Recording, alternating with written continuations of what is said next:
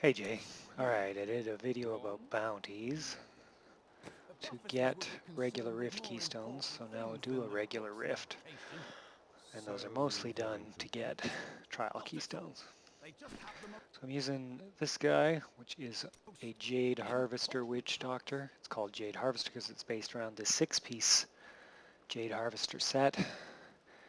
What the Jade Harvester set does is it lets Soul Harvest, that spell there, consume all your dot effects, meaning damage over time effects, all at once. So I cast Locust Swarm on a group of enemies and then Haunt on a few enemies, both of which deal damage over time, and then when I cap off the Soul Harvest, it does a huge whack of damage all at once. The Haunt and Soul Harvest alone will kill a lot of things, but the Soul Harvest just gives you a big nuke to go with it. And Thing of the Deep has a huge pickup radius, which goes well with my skills. The Paranado gathers up enemies so they can all be hit with Soul Harvest and makes them take extra damage. The Dogs just absorb some extra damage. And the Spirit Walk is just defensive. And of course he's wearing the Unity and the Ring of Royal Grandeur, the 2 rings. This ring you see a lot because it lets you wear one less set item to get set bonuses. And the Unity, I don't know if I've talked about before, almost everybody, especially in hardcore, uses what they call the double Unity setup. The Unity, as you can see by the orange text, says all damage taken is split between wearers of this item. So the original intent of that was probably so that if 2 players were wearing it and one of them was tanking a bunch of monsters, that his buddy would take part of the damage and he wouldn't die. But what happened is, of course, your followers can wear some items, one of which is rings. So if you put a Unity on your follower and a Unity on yourself, you're splitting all the damage that you both take, which doesn't do anything in particular until you add in this. The special follower tokens, one of which means special effect is your follower cannot die. And the way they coded that mechanic was simply to make the follower take no damage. So as you can see how that works with 2 unities, is that all the damage, half the damage you take, the 50% of the damage that you share with your follower from your unity, simply gets reduced to 0. So the end result is just, if you have 2 unities and the immortal follower token, it's just a flat 50% damage reduction for your character, which is massive. Hardcore characters in particular like that. Anyway, so here we go. So I'm going to be casting Locust Swarm, then Haunt, then I run in and blast Soul Harvest off. And all these, I have a lot of cooldowns so that I cast all those spells quickly. And here we go, regular Rift, good old Jade Doc. One of my favorite guys. Jade actually isn't a very powerful set anymore, relatively. It's still good. Enemies of the... Okay, summon the Dogs. Cast Soul Harvest. Cast on... Pardon me. Locust Swarm. Then on. Although on a lot of these trash mobs, I won't even bother Soul Harvesting them. Soul Harvest, boom. You'll see when I cast Soul Harvest, everything just disappears. Now you can see those green insects just jumping from to every creature. That's the Locust Swarm. And again, the Locust Swarm, the damage is gonna just kill and you don't have to cast it because it jumps. There's the Paranado, which gathers things up. That's the Soul Harvest boost after I Soul Harvest items. Just like a damage boost for a little while. Away, Spirit Walk. Go, go, go, go, go. Spirit Walk faster. You can see how slow this guy. Oh, here we go. On. Take good. This guy's got really good equipment on this guy. Jade's not the best spec these days, but my stuff's pretty good, so his DPS is up.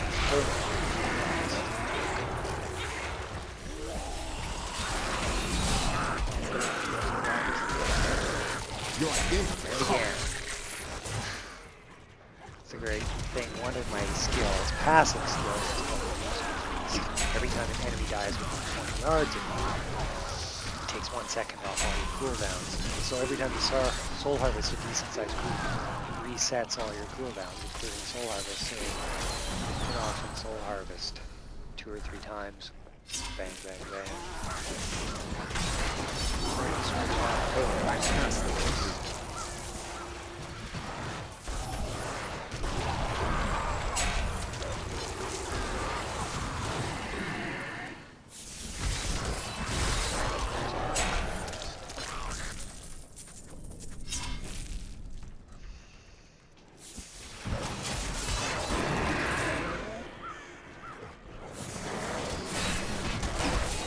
More time. Your day comes. I'm up with Pyranado. Blam. Harvest kills everybody. See, they only got one this one fast because it just jumps automatically quite a long way, so I don't have to test Locust too often.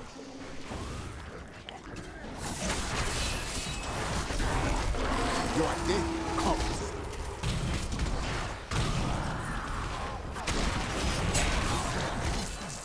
A lot of times just casts Locust Swarm and Haunt and then just move on because they're going to die.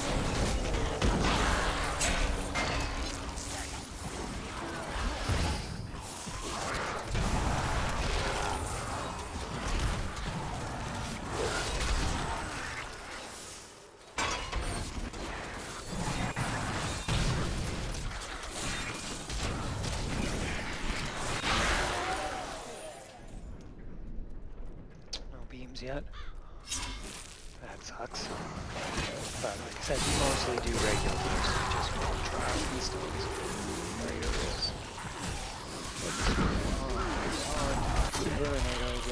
My strike is true.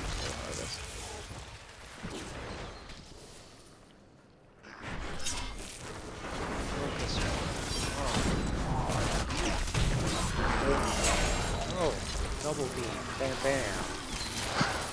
That's pretty rare. Not getting 2 beams in one rift is not rare, but getting it from regular monsters like that, that's pretty unusual to get a double beam like that. So there you go. Oh, channeling, that's the best one. My strike is true.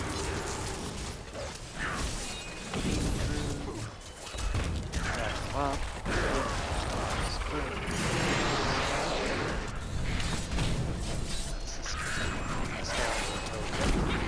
Before, you want for your followers.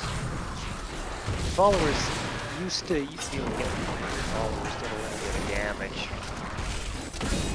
Now the amount of damage relative to characters is so ludicrously small that they only serve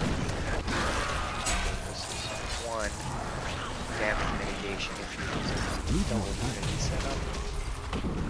2. Crowd control. You can outfit them with some gear that lets them slow guys or stun guys reasonably well.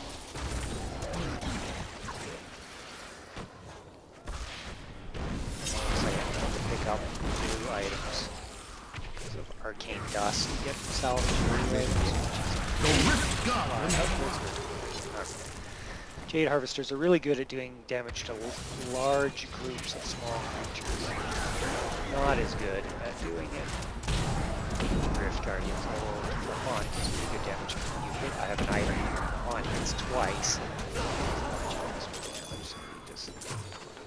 Anyway, this Keystone of Trial. This is what we want. And we got it. So I need to go back to town. See see if we got anything good from our beams, which we almost certainly didn't.